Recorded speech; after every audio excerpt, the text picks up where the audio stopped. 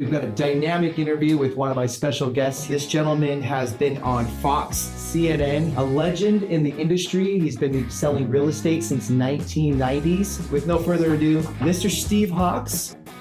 Can you share a memorable moment, like your first big deal or a turning point in your career? My first year was 87 deals and my second year was like 180. But you got to remember, back then we used the Metro map. So the advantage I had, Wait, you didn't have Apple Maps? we'd have nothing. Nothing. What does Steve like to do when he's not doing real estate or working? Nowadays, just hang out with the kids. 20 years ago, different story. What's your take on where the market's going for 2025? 2025 is the easiest ever. It's just deja vu of 2024. 2024, you can call that the great lie. The whole time, Jerome Powell was telling us that the reason why we got to keep up rates is because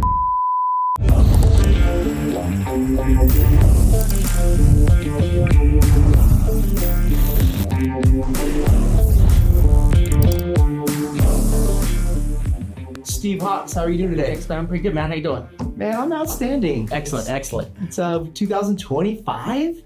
Quarter of a century already in. So you've been selling real estate for 33 years, 4 years? About, 25, 26, since 98. 98. That was 27 years. Awesome. And my 25-year anniversary in doing loans is this week. Yeah. I was 20 years old Yeah. and turned 21 in the business. So really excited to be here. Excellent. So let's jump right into it. You ready?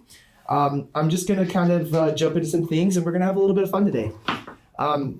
So Steve's economic knowledge is so sharp that I'm convinced that Steve should be the next Fed chairman. And we're going to dive into that. So Steve, what is the best experience you've ever had in being on TV, or what's the best, thing that you've ever done as far as like getting information out to the people? Like what makes you tick? The best way to, well, it depends on what decade you're talking about. In the 90s, the best way to get information to the people was TV and radio and the Yellow Pages. So most of my business came from the Yellow Pages from 1998 to 2005, 6.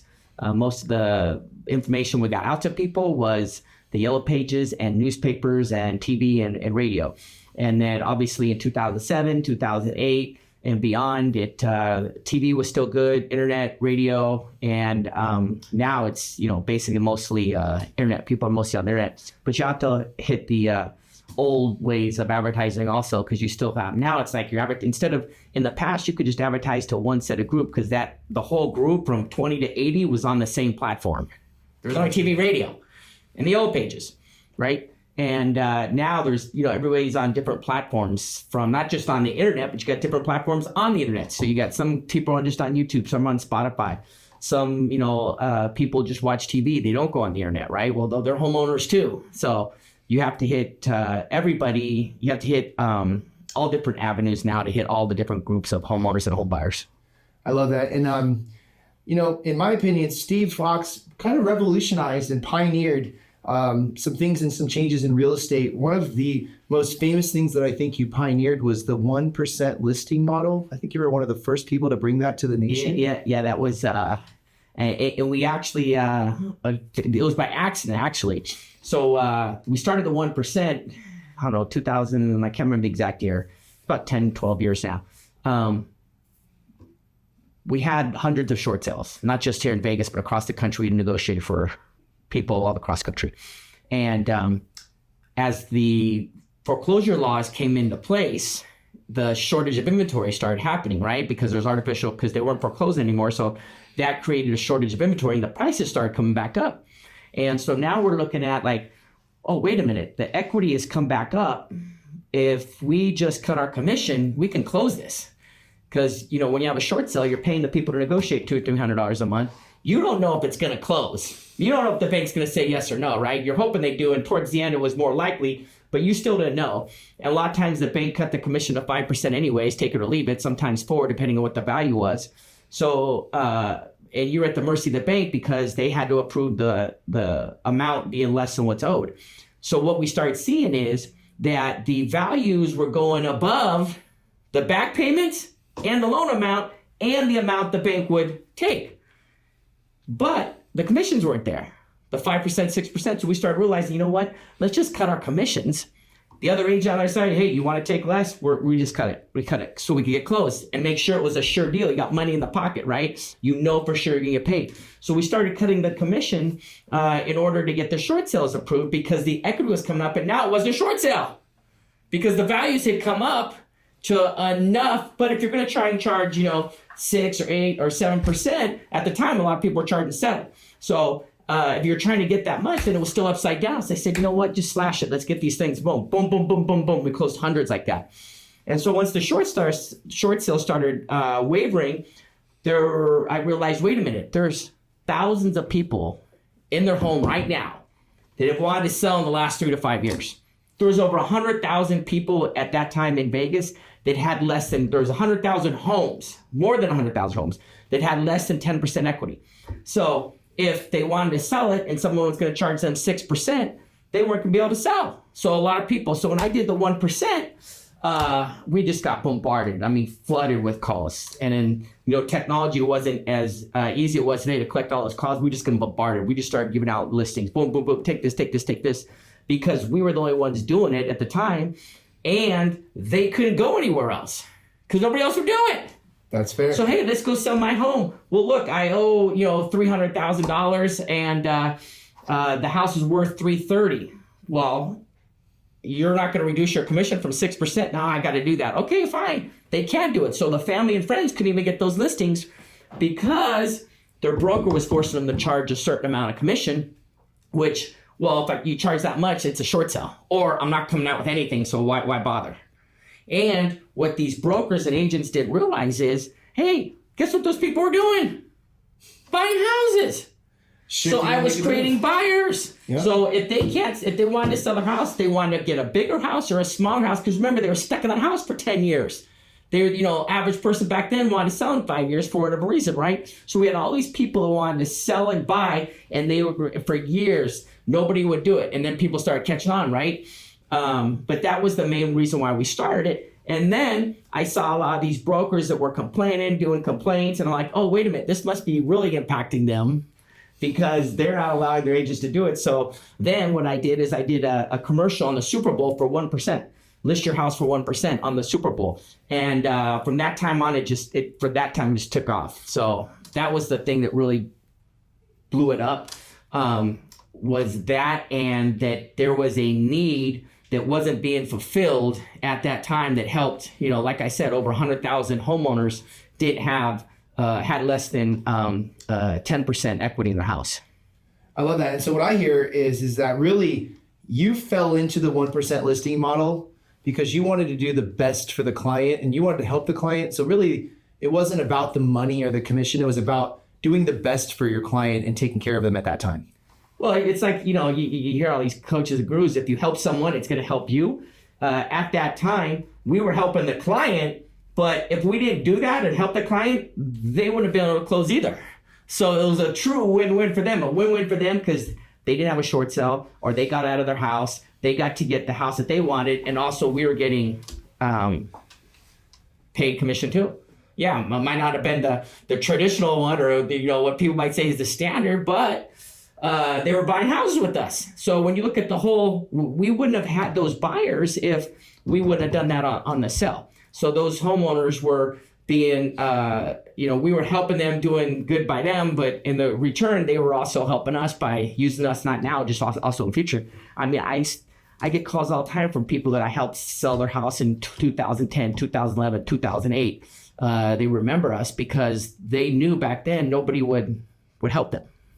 Excellent. And honestly, that morphed a little bit. And then you still have the 1% listing, but it was like a 1% you get this much value, 2% you get this much value, 3%. So you actually had this really cool listing agreement that had like, pick your box of how much, do you want this service, or this service? But I think you closed like over 1,000 listings or plus in 1 year or a couple of years. You had like 1,000 listing back-to-back transactions, like literally Steve Hawks closed these listings in his name. Is that right? We've done, I'm not sure the number, but I've done over 5,000 myself. And when I give somebody a lead, I put that in their name. So a lot of people they'll take everybody's public ID and put it on their name. When you see that I sold a house, that was me. Like when someone calls when someone gets a lead from me, they get to put it in their name. They let them, that way when the consumers are looking to see if you're working with a good agent, they can see that that person closed deals. So I don't know why the MLS allows people to put stuff in other people's names, but whatever, that's not my problem. But yeah, when you see a listing I worked on, I talked to those people. A lot of these agents, or never even talked to a consumer, but it's under their name, which Inman did a story on that, on how, using public IDs is actually hurting the industry, and it's hurting the rankings, and it's hurting people. It's hurting the consumers being able to tell if they're working with a good agent or not. And that's a great topic. I'm gonna kind of dabble off that topic, but I love it, and I could go down that rabbit hole. Yeah. I don't know if I really want to right now. But in building a connection, we've done some really great things together. I actually got the opportunity to become, when I was at Countrywide Home Loans, to become your REO agent when the REO era was there. The bank was feeding you listings to get them on the market and get them sold. And I had the opportunity to support you. We had a lot of great success those years. And I was just young growing up, and like, man, I get to work with Steve Hawk. So it was great. And throughout that, I was always accountable to you. And so what inspired you to dive into real estate is a curious question I have. Oh, so that's what, 96, 97, 97, 98, somewhere around there.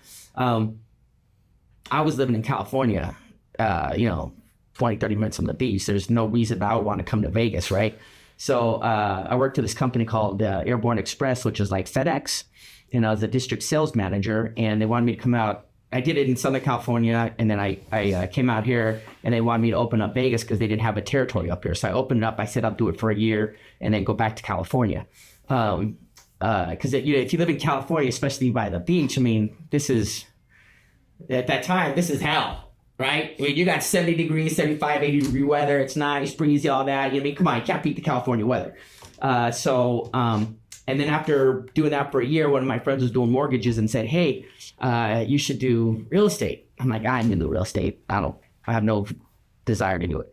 But then he said, do this, look at this, watch this. I go, okay, here, I'll do it while I'm here. So I got my real estate license, because even back then, people say you got to make your real estate license harder. Even back then, it was easy to get. It's always been easy to get your real estate license. So I got my real estate license, I think, in like 30 days, wherever it was. I didn't even study for the state one. I mean, my degree was in finance real estate, so it wasn't that hard. So I took the national one, whatever. Anyways, it took me 30 days to get my license. And so then I started writing contracts. And the first contract I said, I go, well, how do you do this? He's like, I don't know. Here, copy this. So it was an 80-20 seller financing. Remember those? Yeah. It was an 80-20. Yeah, I do. So I had my old financial calculator from college. I pulled that back up, did an 80-20 seller carryback. And that was my first deal. I think it was $140,000 or $150,000, which was above the average back then. It was a seller carryback where the seller carries the 20%. And it doesn't really matter what it pays for back then. And after that, I started doing it. And then 2 years, I was doing both jobs. It was perfect because I had a company car and a company phone. Back then, phones were expensive. I think it was like $100 for like 100 minutes or something like that. It was you paid by the minute. I think it was a big box and it had like a shoulder strap. Not that old. Those Nokias that clicked up and down. Okay. Okay. And StarTech, the flip phone, StarTech. That came after. That was more like 2000. So after 2 years of doing that, I did good at Airborne Express, so they wanted to promote me to other places. I kept on turning down the promotions because the real estate thing was working out pretty good. And then I had a sales meeting in Florida, and I had 8 or 9 closings that week. It was May, 8 or 9 closings in 1 week. And I didn't have an assistant. I didn't have nothing back then because it was a lot easier. It was 2 pagers. There was no HOA. All this nonsense we do now is crazy. So it wasn't like that hard to do. And so I canceled on the sales meeting. So I knew, look, if I canceled the sales meeting, going to the sales award thing, and all the other promotions that I turned down, I knew I was probably they're going to know something's up.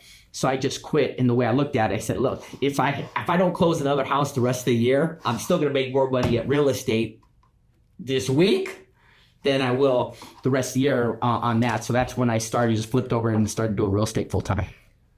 Actually, I was doing it full time then, technically, but I still had 2 jobs. For my first 2 years, I had 2 jobs, real estate and and Airborne Express. And that's why I recommend to people, if you can do both jobs the same, why would you quit your other job, especially when your job brings in leads? All these brokers and coaches telling their agents to, quit your job. Well, if you're in Vegas and you're working at the Strip making 150 grand a year at night, why would you quit your job? That's the dumbest thing in the world. You get benefits, you get good money, and the hours you're working over there aren't going to interfere with you working real estate. Plus, it's a great source of leads. So that's why Vegas is unique among all cities, because there's very few cities. I'm sure there's a couple, but there's very few cities that you can. Look, I can go right across the street to this local bar, and the bartenders are making over 100 grand. That don't happen anywhere, right? You go on the Strip, my friends who work at the pools work 6 months, make 200 grand a year. Yeah. Why would you quit that job? I wouldn't. No. I mean, if it's good for you, like you said, benefits, and if it's a balance. And it brings leads. It brings leads. And you don't have to be with technology today and, showing agents. You don't need to be available 24/7. As long as you have access to that phone and you can get to them and say, hey, I can take care of that. But nobody, we're not doctors that need to be on call, you know what I'm saying? So if you have that other job, and also it helps you because you don't have commission breath. So if it closes, it closes, you know what? But buyers can sense that, sellers can sense that.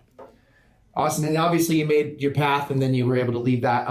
Can you share a memorable moment, like your first big deal or a turning point in your career? Probably just the turning point was why I didn't make a decision. Am I going to stay here or go back to California? And that was it. Then you hit like 310 deals in 1 year or something like that? Yeah. During the REO days, more than that. I can't remember exactly, but yeah, I hit a lot. My first year was 87 deals, and my second year was like 180, somewhere there. But you got to remember, back then we used the Metro map. So the advantage I had was in LA, I was doing commercial real estate, so I had to memorize the freeways pretty much. And the streets out in LA, you could memorize as much as you could. So when I came here, it was super easy to memorize everything because it was basically the first major city that was built in the 20th century. So everything was grid. So it was super easy to memorize stuff. So in Green Valley, you got to remember, there was no 215 then. And to get to the west side, you took Tropicana. So everything was a grid. And the farthest you went out, I think, was Cheyenne. So the advantage I had when showing clients is I pretty much memorized everything. So when I put out the sheets, I could memorize where to go. And that was a big deal because a lot of agents were flipping through this whole map thing, which I already learned. That was like one of the hardest part of real estate at the time was learning how to use the Metro map, right? So you had to do the night before, you had to map out all your stuff. Well, after a few months, I was able to memorize. Plus the other job I had to learn the city anyway, so it helped. Memorizing the city was pretty easy because it was all grid. So when buyers got in my car and I boom, boom, boom, boom, boom, boom, boom, it made me look better than I really was because I knew how to get there. Because they're used to looking at people going, flipping maps and stuff and like this. I would, how did you do it? How did you do it? Wait, you didn't have Apple Maps? We'd had nothing. Nothing. So you flipped through, you were like, I got to go over here. So you had your little map. And Vegas is built great. I mean, honestly, the grids, like you say, northeast, southwest. There's even a little funny thing, like it out in the southwest, it starts out in Antelope, but it goes Antelope, Buffalo, Cimarron, Durango. Like they did A, B, C, D, that didn't exist with streets, but very funny thing. So the real estate market's always evolving, and you have a famous thing, the crystal ball. I'm sure you're already working on it for 2025. I'm probably going to, try to get a sneak peek into what your visions are today. Hope you don't mind sharing some of that. So as we head into this market, what's your take on where the market's going for 2025? 2025 is the easiest ever. It's just deja vu of 2024.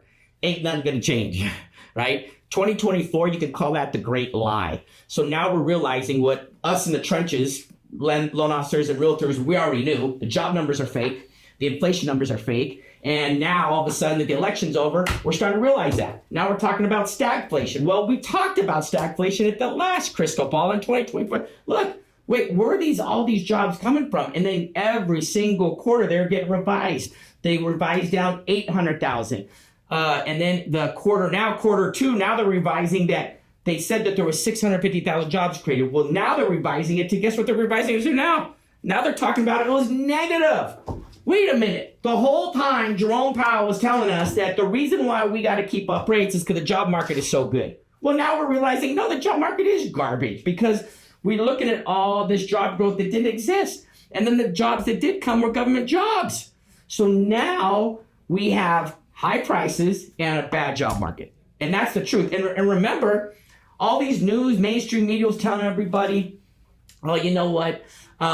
We have 60% of the public thinks that we're in a recession. Why do they think that? Why do they think that? Because they were living it, you dummies. And remember how everyone said, oh, the economy was good, the economy was great. Well, now we know that it wasn't. And guess what? Mainstream media was wrong.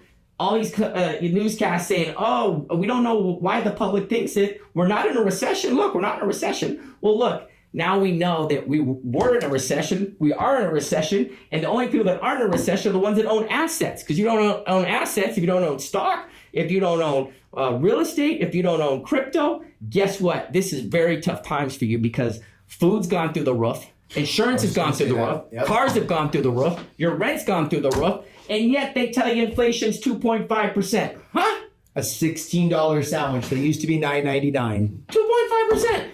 And they wonder why all these governments are collapsing right now. You know what? You look at France. France government is collapsing. Not the country, the government. Germany is collapsing. We saw it happen in Canada. When I say collapsing, it means their form of government, the prime minister, and they can't push anything forward because there's so much confusion right now. So you have, this hasn't happened since World War II. You got Canada. You saw it happen with Trudeau. Yep. Germany's a mess. They don't know. They're on the verge of a huge recession, possibly depression because of the energy costs of Ukraine. And you got France. That's a joke. You have South Korea that just impeached their president. And what do all these countries, and Argentina, don't forget Argentina about a year ago, what do all these countries have in common? Their government and their central banks were telling their people, the economy's great. We're not in a recession. Inflation is only 2 or 3%. Everything's great. And guess what? All those governments are getting ousted right now because the people know that they're lying. And that's what we're seeing in America right now. People are realizing, wait a minute. You told me inflation was 2.5%. You told me inflation was transitory. Well, transitory? What the hell is going on? I can't feed my children. I can't afford rent. I can't afford insurance. I can't go to work because I can't afford childcare. It doesn't make sense. People are wondering why people don't want to travel to their office. They can't afford childcare. That's why. I love that. And I mean, really, honestly, it kind of brings me to another question that I don't have here. However, I made a prediction that the 10-year treasury was going to come down into the mid threes. And for some reason, since the Fed cut the rate, which was one of the best marketing pieces in America, like, oh, they cut the rate. Oh, we cut the rate. We're going to cut it even more for the 2025 pre-election. Post-election, they're like, oh, I don't know if we're going to do any cuts. But right now we have a 10-year treasury sitting, like 4.6, 4.7 today? Yeah. Does that seem real to you, or should it be in the threes? I mean, we just saw China cut their treasury. Obviously, in past history, if they cut their treasury, ours turns around and goes the other way. Why? We could get into that. But do you believe that our 10-year treasury should be this high right now? Well, first of all, the Fed has been wrong forever. I mean, nobody called it. Go back 20 years, go back 30 years, 40 years. How many times has the Fed called recession? Zero. None. They don't get it right. They don't know what they're doing. And this is all the culmination of the past 40 years of the Fed on steroids. They told you the inflation was transitory. That was complete garbage. And last year, if you remember, at the beginning of last December of 2023, they said they're going to reduce the interest rate 4 to 6 times. Remember? In 2023, well, what happened in 2024? They changed their tune real quick. Yeah. And then they said they were going to reduce the rate this year. A few months ago, they said they're going to do it 4 to 5 times. Well, they've already changed story on that. They shouldn't have reduced the rates before the election. They did that to help the election. But what it actually did is made it worse, and it exposed them. Wait a minute. Why did you reduce the interest rates twice last year when you knew inflation was still sticky and going up, and you knew the job numbers weren't really accurate? These guys are either lying to us or they're such in a bubble, because don't forget, all these people making these decisions, when they go to their parties, all their people are saying, oh, you're doing a great job. You're doing a great job. Look how much money I made, because they're all the elite. They all have hundreds of millions of dollars or millions of dollars at least in the stock market, their assets. Guess what? They're making a killing, because the more money they print and the more these assets go up, the more value they're worth. So these guys are out of touch with the average person, and that's why they lost the election. Amen to that. And so, and honestly, I'm really curious. Like, I think Trump's going to be a really good thing for our real estate market coming on board. And I think that a lot of people are touting that we're going to be flat and things aren't going to change. However, Trump's going to come in and abolish the DEI. He's going to replace the FA director. That's who governs mortgages and financing. I'm just curious, though. We've sent about $63 billion or maybe even a little bit more to Ukraine this year or last year in 2024. Do you not think that money should go into the mortgage bonds?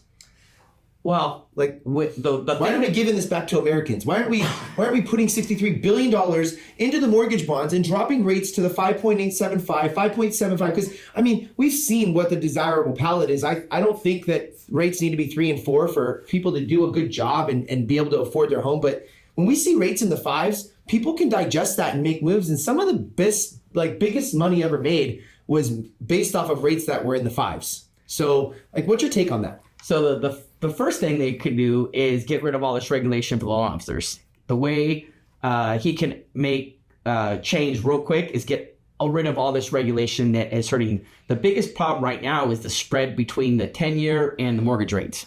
And the reason why is because the banks and mortgage companies, they got to charge all this money to cover all this cost that regulation is happening. I mean, look how hard it is for you guys to hire new people when you get busy. So what does that mean? It's gonna be harder to hire people, so you're gonna keep people on longer, and you're just gonna send that cost to what? The margin. This is our cost of doing business. And you guys shouldn't have a cap. If a lender wants to make 5 points, let them make 5 points. We're in the age of the internet. Buyers can know. 99.9% of the buyers are not going to get taken advantage of because some loan officer charges them extra points to make extra money. Because do you know what they're going to do? They're going to yeah. And guess what? If they allow loan officers to make more money, they're going to have more loan officers helping people get their credit repaired. And you know what? I'm going to help you do this, but this is what I charge. Right now, these mortgage companies or my loan officer friends, I mean, there's a lot of people that are not able to get houses because nobody wants to do the loan because you can't make no money doing it. Well, and I mean, there's 50. And that's the big banks too. We were up to 38% early last year in attrition in loans and lending. And I really believe, like, when the numbers come out, because we just had renewals of our licenses, I really think we're about to 54 to 58% attrition in my business. I mean, there's maybe 40% of us left. Now, granted, the majority of those people came into the business in the last 5 years. Some of them, unfortunately, were, bartenders or doing other things and thought they could come in and make some fast money. I saw a lot of them go start to sell solar. Not knocking anybody that's selling solar. I know that you have some LOs that are, hustling hard. LOs should do solar and loans right now. I don't agree with you on that because I'm not going to go out as a used car salesman. So I appreciate that and I can do that. And you offered me to come in and try to help with that. And I love that about you, always helping out people to make money. So if you were the Fed, seriously, real quick on the solar. What you got? It goes back to that short sale where we're talking about if you can help people save money.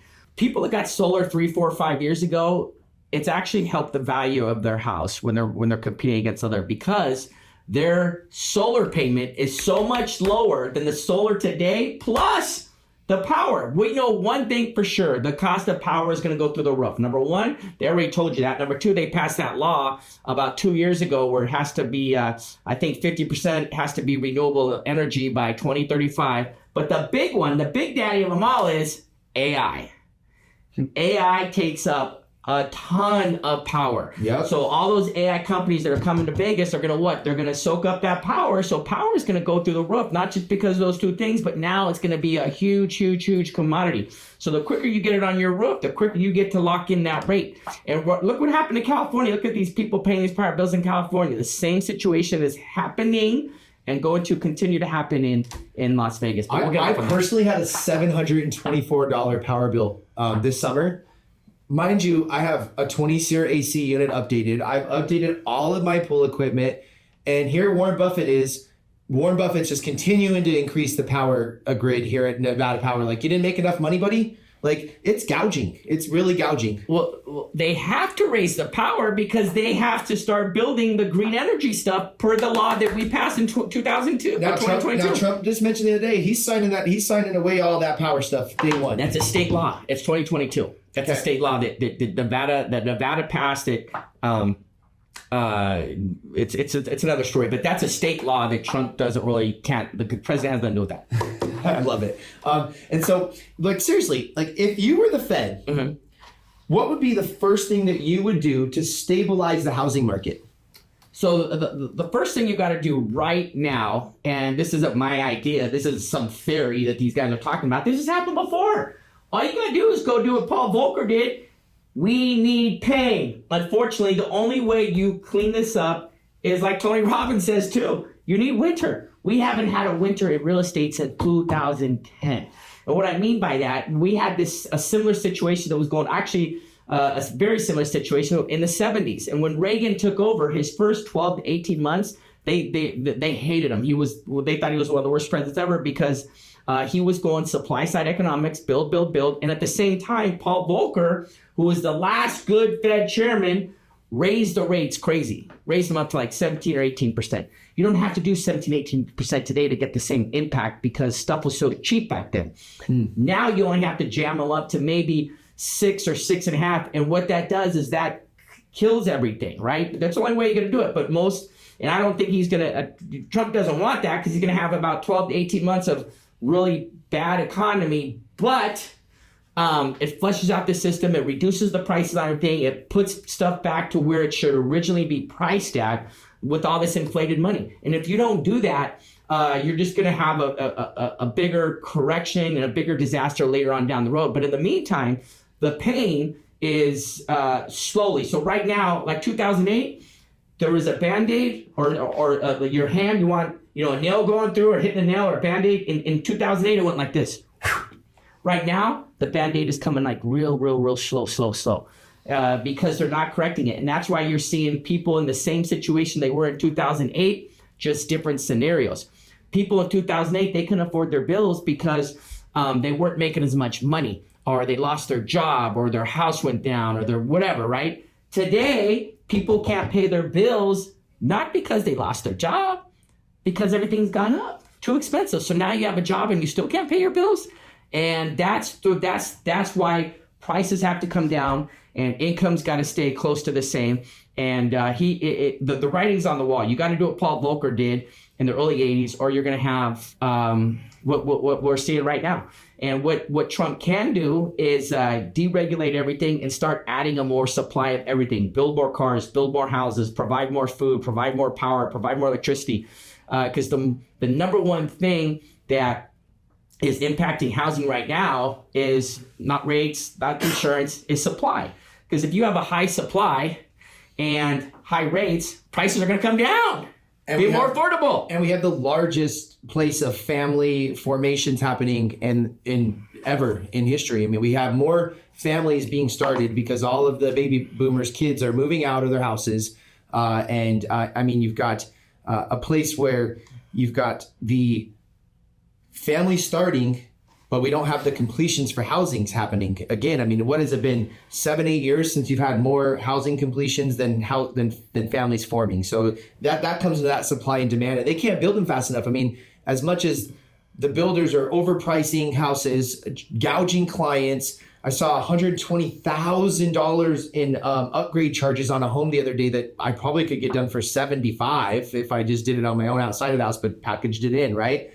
So, I mean, you just said something, and it's interesting to me because I look at the United States and as much like Venezuela, we've printed so much money.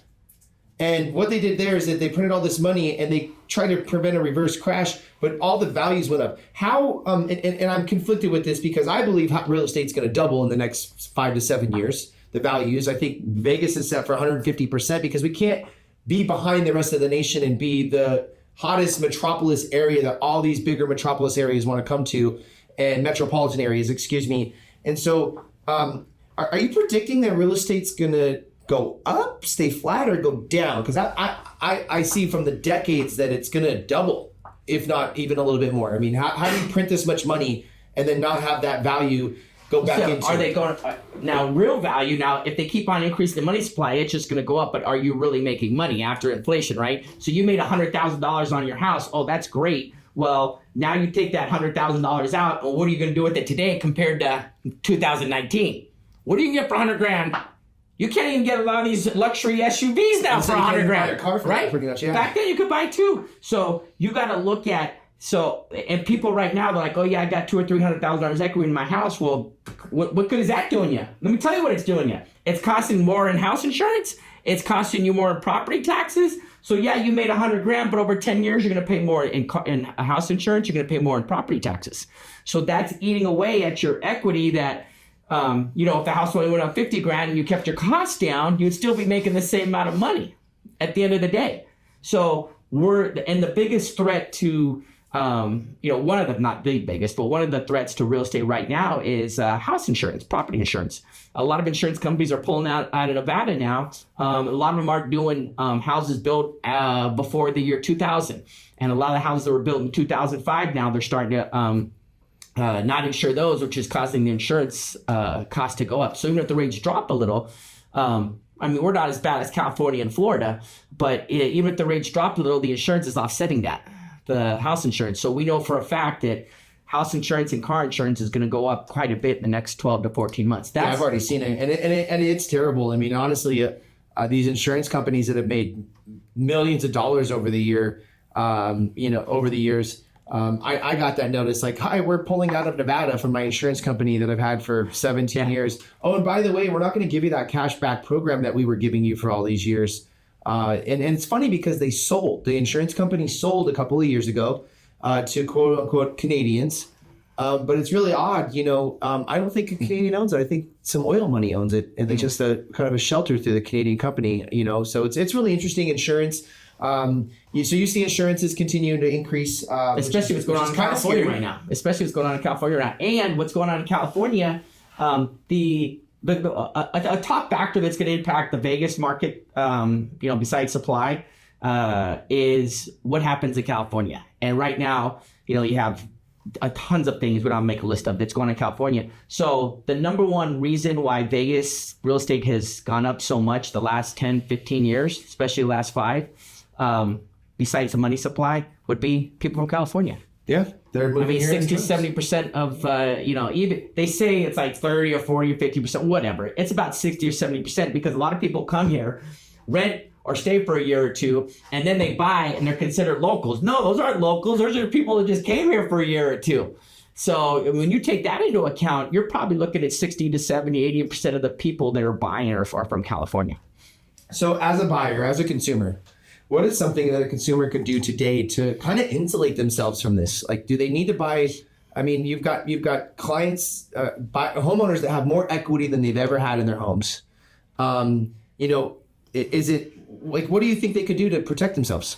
So it depends. It depends on your situation. So if you're a buyer right now, and you want a home and it's $3,500, $4,000, but you can rent it for $2,000, yeah, that's a big deal. I mean, I would rent, right? But is that rent going to go up? Or are these costs going to come down? A lot of people that bought a few years ago, we're seeing now they can't afford their house right now, right? They're getting loan modifications because they can't afford their house because they bought it. Their DTI was at the max, right? They thought their payment was going to come down. Well, even if the rates come down and they refinance, their payment is still going to go up because the property taxes and insurance, especially the house insurance. So that's going to negate what they thought was going to happen. And then we have to go back to the cost of living. Their cost of living has gone up. So the money that they thought they're going to be handle is not happening. So that's keeping people in the houses. In the past, people would sell their house, right? I can't afford it, but now they get loan modifications. So they stay in that house, and that's the stuff like that is keeping transactions down. But if you can afford it, you definitely want to get into a house because it locks in your payment, right? Because rents are probably going to go up eventually. Like you said, there's a shortage. In Nevada, building in Nevada, all the regulations were a few steps below California. Ask any builder or any construction person out here how ridiculous it is now to get permits and all this. And I mean, come on, man, make it easy. The reason why you see affordability coming back to Texas and Florida and Arizona is because it's easy to build. They build a lot of homes out there. That's what we should be building, a ton of homes out here, and we're not. Well, and that brings me to my next question. Are we going to see a foreclosure era on homes, or are we going to see a foreclosure era on cars? Because, I mean, if you have a car, and here's the biggest thing I saw during the foreclosure era of homes, is that I bought this house for $400,000 in 2008, and I thought I was going to make $100,000 because Joe at work told me that he just made $100,000 in the last 6 months. So I bought this house, and then all of a sudden, fast forward into 2009 and 10, and the house is worth $225,000, and I've got this high payment with no sight in mind of me actually coming out of this investment, making money. So I walk away from it, and so I see this kind of happening, and I might be wrong, but I mean, this is why I'm asking you. I see this happening in the car side, like you said, cars that used to be $60,000 fully loaded are $108,000 now, and they're not at a 4% rate. They're at a 8% rate, and here you are. You're not on and back in 2008, 9, and 10, I think the longest loan we had was a 5-year loan. Most were like 3 or 4. Now they have a 7-year loan. It doesn't even cover the warranty. So I mean, like, here I am sitting with this $1,200 beast with this $600 large gas payment. I mean, and I got my house here that's got all this equity. Do I just go buy another car and buy and bail on the car? Like, are we going to see this happen a lot here? So the foreclosure ways for houses, never going to see that again, because all these modifications and there's too many reasons why. I mean, forbearances. Just banks. watch Foreclosure City, and you'll see the difference between what's happening then and now. Foreclosure City. We're going to get you a link for this. It'll be in the bottom if you want to get access to this. I'm sure Steve will be able to get it to you one way or another. But this is a great thing to look at. Is this on YouTube or? This is from 2000. No, this was a documentary that was done in 2010 or 2012, and when people that weren't around then, when they watch this, they go, oh, I see the difference now. I see the difference now. I see what's going on. And then after this happened, they put these foreclosure laws in and these modification programs that they did. That's where it all started. And like I said back then, once you start doing this, it's never going away. And today, those people that you're talking about that can't afford their houses, they do loan modifications and principal reductions. So it's become a way to keep people in their houses. And that's one reason why the affordability index is so bad right now, is because there's no flushing out, there's no winter coming. But back to your question about the cars, about the buying the bail on the cars, 100%. And usually when you're behind on your car at 30 days, they would start to repo. But a lot of the lenders now are not repoing the cars in the normal time frame because they don't want people turning their cars back in. Because guess what? When people start realizing that, oh, I owe 60 grand on this car, I can go buy another one for 20 grand, they're going to let it go. How do we know this? Because that's what caused the foreclosure crisis. Most of the people that got foreclosed on, especially the last 2 or 3 years, most of them, at least 50%, they could afford to keep on paying.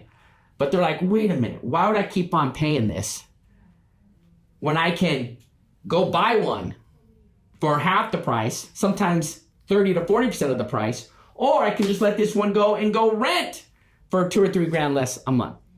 So the banks know that the consumers are quibbling that, but plus you have to look at you're right on the money. Look at Stellantis, who owns Jeep and Chrysler and Dodge. They might not make it. Stellantis owns all those three. They're getting killed right now. Go look at their stock. Nissan was on the verge of collapse. They had to merge with Honda. Volkswagen, for the first time ever, was going to lay off people in Germany. That's one reason why Germany is on the verge of collapse right now, their economy. Volkswagen's getting crushed right now because of the car thing. They put all these people into upside down cars. Oh, bring in your used car. You still owe 3 grand, 4 grand on it. You're upside down 4 grand. No problem. We're going to put that 4 grand on this car. And we're going to do a 7-8 year loan.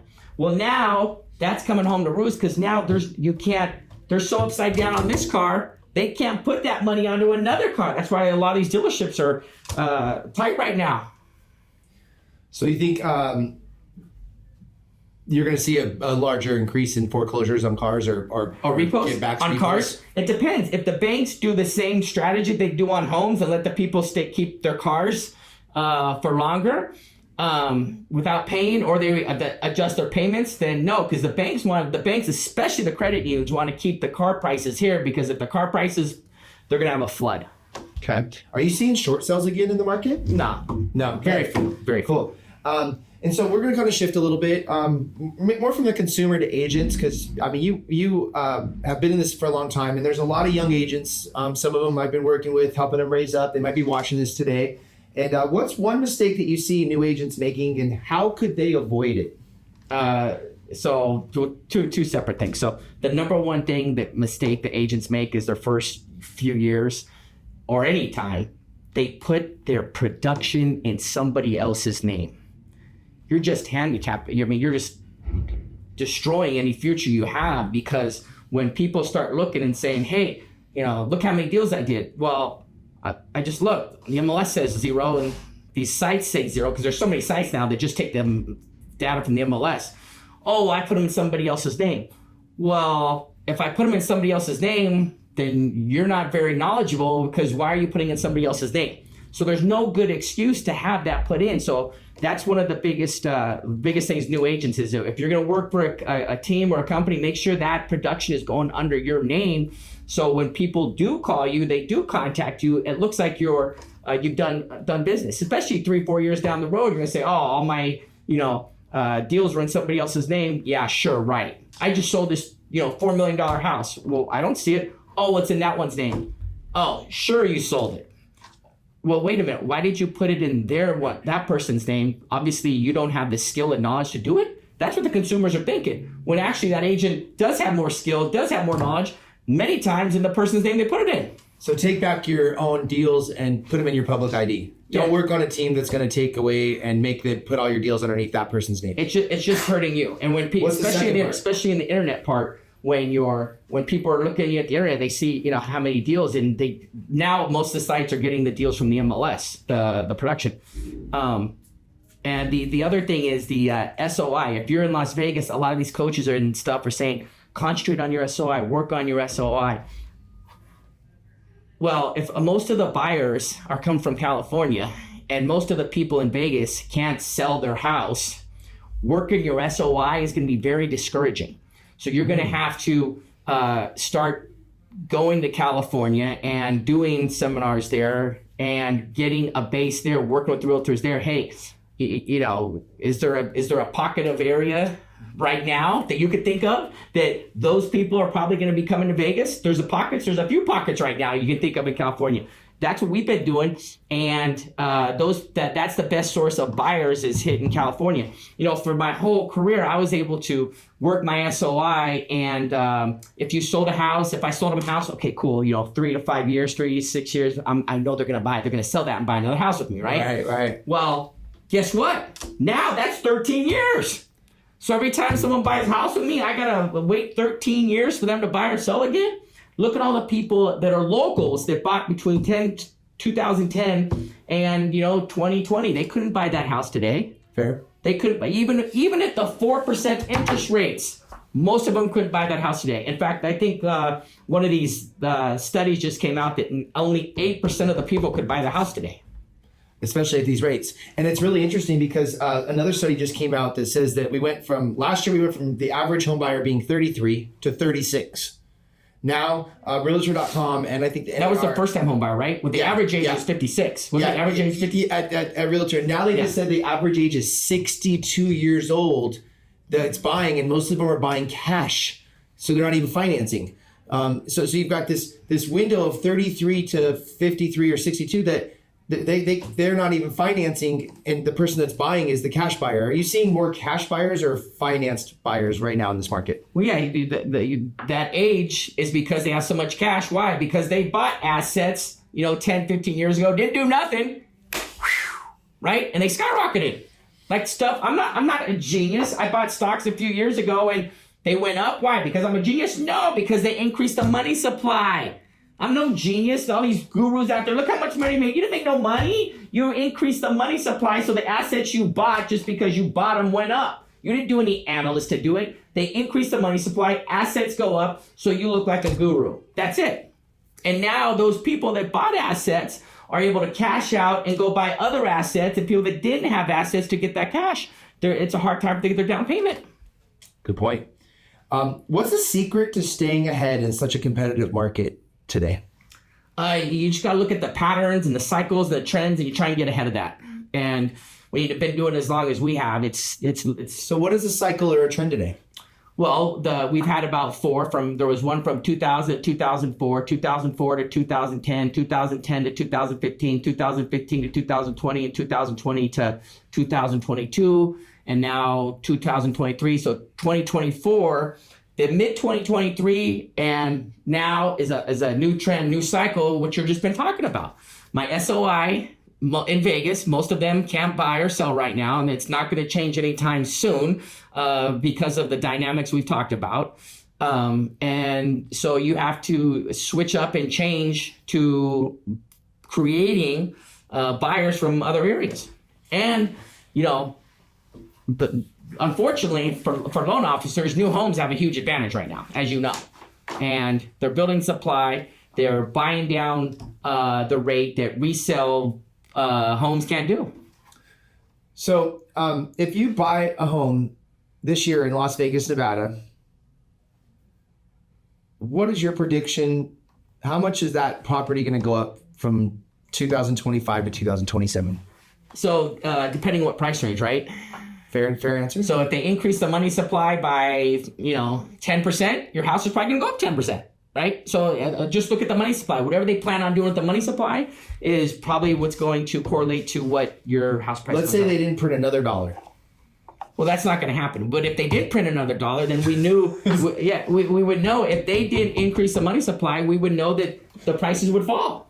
Okay. But they're not going to do that. They can't do that. Do you know that 2025 so far is the worst yet for our deficit? And you got to remember, Steve, it's only been, 2 weeks? Week? No. The U.S. fiscal 2025 started a few months ago. So we've been in the U.S. debt for 2025 started, I think, 3 or 4 months ago. So the fiscal year started 3 or 4 months ago. So yeah, it's January 2025, but the fiscal year already started. So the debt is going through the roof right now. And they're printing even more money. Okay. And because these other countries are collapsing and their values are dropping, it gives the Fed in the U.S. the ability to print more money without the same negative effect if those other currencies were stronger. So those other currencies are like China. I've been talking about this. China is a complete disaster, and that allows the Fed to print more money. But look what Argentina did. Google what Argentina did in the last year. It's amazing. Okay. Google what Argentina did in the last year, and we'll have to pick on their that. debt. So I really want to thank you for all of that great information. Your brain is just impeccably genius. So I'm going to ask you a couple quick questions, quick fires. You ready? What does Steve like to do when he's not doing real estate or working? Just nowadays, just hang out with the kids. 20 years ago, different story. And like, what do you do when you hang out? Do you go to parks or like? What do you do in Vegas, man? There's sports there's sports, there's soccer, there's arcades, there's the video games. There's tons of parks. Some of the best parks in the country are here in Las Vegas. You got water parks. I think that water park won one of the best 5 in the country. So Cowabunga Bay, one of them. Yeah, the kids like phenomenal, that. right? So I try to go there once a week with Yeah. my daughter as well. It's a lot of fun. Yeah. It really, that break when you get to go with them, and just hang out and be 5 years old with them is like one of the funnest things that I think I could ever do. Who's your favorite sports team in Las Vegas right now? In Las Vegas, it used to be the Oakland Raiders. It used to be the Los Angeles Raiders, Oakland Raiders, and then Las Vegas Raiders. But right now, you got to go with the Golden Knights, man. I mean, the Raiders. Vegas born, baby. I feel like, I'm from LA, so obviously Dodgers and whatever. But man, those Raiders, they really, the Raiders used to be one of the winningest professional franchises in sports at the time. They had the winningest percentage. That's why you see commitment to excellence. The reason why you see commitment to excellence of the Raiders is because they were the winningest franchise, more than the Celtics, more than the Lakers, more than the Cowboys, up until about probably late 90s, early 2000s. They had the 80s, that's why they did that. The 70s, 80s, they were commitment to excellence. Tom Brady's here. Yeah, we're about to rebuild. We're about to win a championship in the next 3 or 4 years. I mean, Brady touches anything, and here comes Super Bowls, bro. Well, Brady's here. Yeah, well, we'll see. What's the best piece of advice that you've ever received? And who is that from? Just probably many. Just perseverance. Just keep going. Show up. Got to roll with the punches. Show up. I like that. Show up. Show off. Yeah, sure. I mean, look, I mean that's why I tell agents show up. I've over the 25 years, I've seen so many agents that were at the office at a certain time, or they're working when other people weren't, and they made a huge connection in their real estate to change their career. I love that. What's the most surprising thing about being on Fox or CNN to you? Back then, like in the 2000s, it was a lot of people, it was good for business and for our seminars and for our bus tours, because basically everybody watched TV back then, right? That was a big thing. So it was good. Now it doesn't get as much play, and you really can't hit one thing anymore to get that same pop that you did back then, because even if you're on internet, there's some people that like Joe Rogan, some like PBD, some like the Young Turks, some like, whatever. They're watching podcasts now. Some watch MSN, some watch Fox, CNN. So they're all different. Back then, it was easy to catch eyeballs because there wasn't as much controversy. There wasn't as much options. There wasn't as options. And when I was growing up, there was only really 3 major stations and 4 others. So now you have like 300. So even when I started real estate, you could advertise on a few stations and hit everybody. Same thing with back then. Awesome. I love that. What is your best bucket list that you've ever accomplished? Well, I got to say Ashley and the kids. That's a great answer. She's going to love that. And what's your favorite vacation that you've been on with Ashley and the kids? What's your favorite destination? Like if you could go back. You know what? It's fun just going to, it's not so much the destination. It's just like, especially right now, watching them, grow up and whatever. So it's not so much the destination. It's what you're doing. And it could be whatever. I mean, the San Diego Zoo, I don't care, whatever they're having fun at. And at this age, everything is new to them and it's cool. So I love that. I love that. Well, I really thank you for being on here today, Ben. Cool. It's been nice.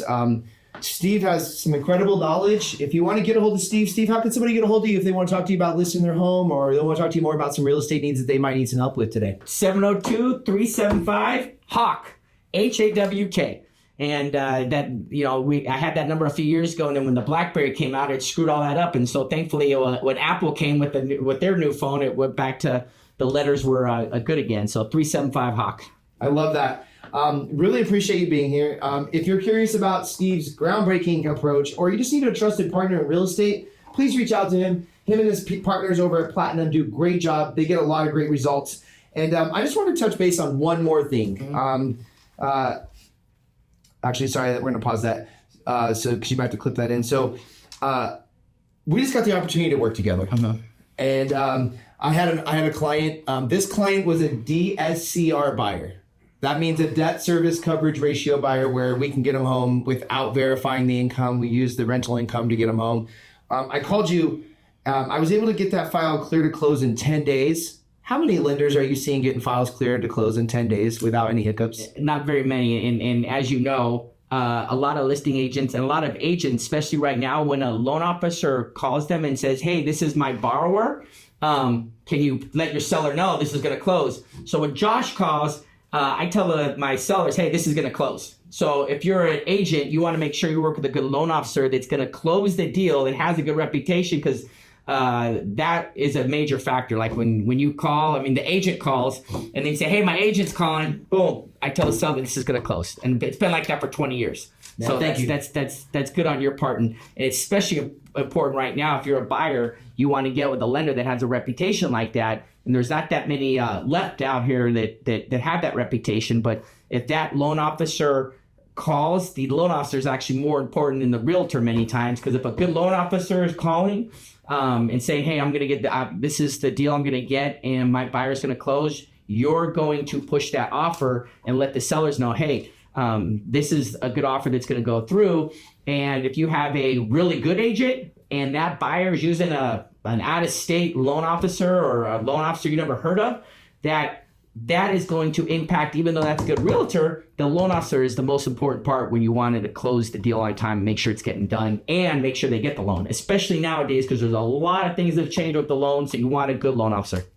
I love that. Work local, work with the right loan officer. You'll have lower rates, you'll have lower fees, and you'll get home. And I think that's a great opportunity. So with that, I just want to thank you for being here today. Cool. Thank you so much, Thanks, Steve. that was It's a great message. I love everything that you're dropping. We'll do a follow-up in 90 days. If you need a loan, or if you need some financing, or you want to talk to Josh or any of us, you can reach me at 702-580-5069. We're here to help you get home. Talk to you soon.